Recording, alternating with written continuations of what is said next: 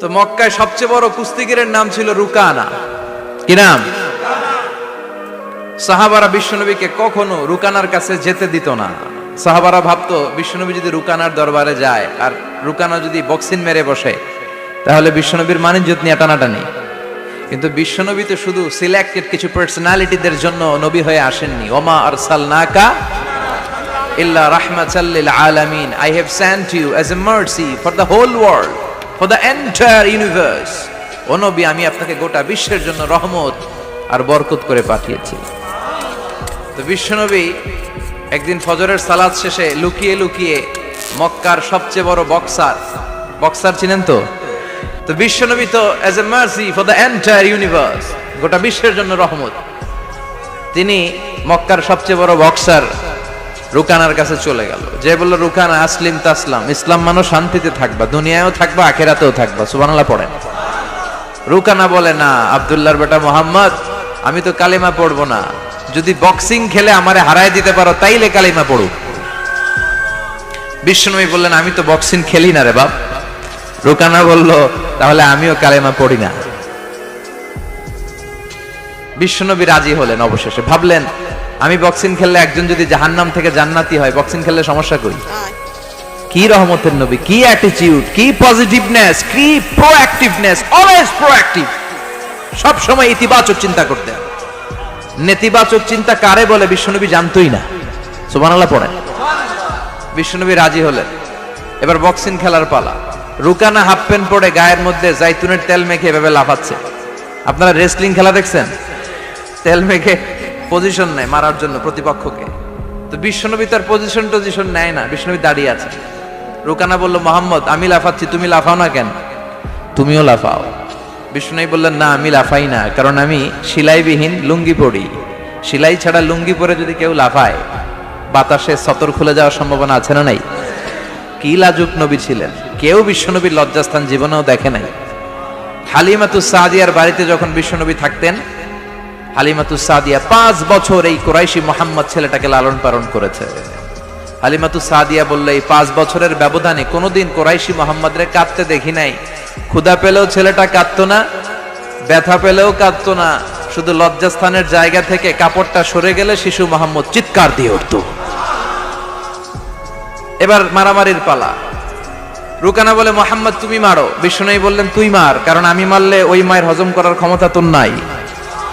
বিশ্বনবীর এক হাতে জান্নাতি 40 জনের শক্তি ঢুকায় দিছে কে? তো বিশ্বনবী মাইট দিলে এটাও হজম করতে পারবে? কথা কর, পারবে না। এখন রুকানাও মারে না, বিশ্বনবীও মারে না, খেলাও শুরু হয় না। বিশ্বনবীও মারে না, রুকানাও মারে না, খেলাও শুরু হয় না। এখন রুকানা বলে, মুহাম্মদ তুমি মারো। বিশ্বনবী মারে নাই, কিন্তু বিশ্বনবী ওনার ডান হাত মোবারক, কি নরম হাত, সফটার দেন সিল্ক, সিল্কের চেয়ে নরম ছিল। ওয়া কানা কাফুহু আবিয়াদু মিনাদ দিবাজ, সফটার দেন সিল্ক, রেশমের কাপড়ের চেয়েও বিশ্বনবীর হাতের তালু সফট ছিল।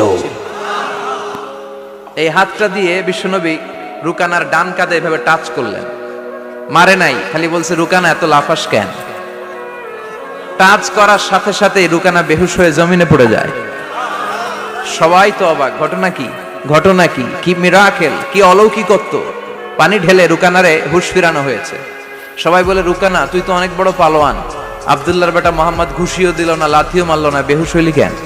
রুকানা বলে, আরে তোরা তো দেখোস নাই, তোরা দেখেছিস মোহাম্মদ হাত দিয়ে ধরেছে, আমার মনে হয়েছে বিশাল পাহাড় এসে কাঁধে চেপেছে। এজন্য ইসলামের অ্যাটিটিউড হচ্ছে ডিফেন্সিভ, আগে মারে না। আল্লাহ বলেন, ওয়া রাব্বাকা ফাকাব্বির, glorify the name of your lord, তোমার প্রভুর নামের বড়ত্বের ঘোষণা দাও। আসেন আমরা আল্লাহর নামের বড়ত্বের ঘোষণা দেই। আমরা ভাগাভাগি করে 3টা তাকবীর পড়ব। প্রথম তাকবীর পড়বেন যারা বিবাহিত আছেন তারা, দ্বিতীয় তাকবীর অবিবাহিত যারা তারা, তৃতীয় তাকবীর সবাই মিলে। রাগ করতেছেন? বিবাহিত কারা কারা আসছেন দেখি তো?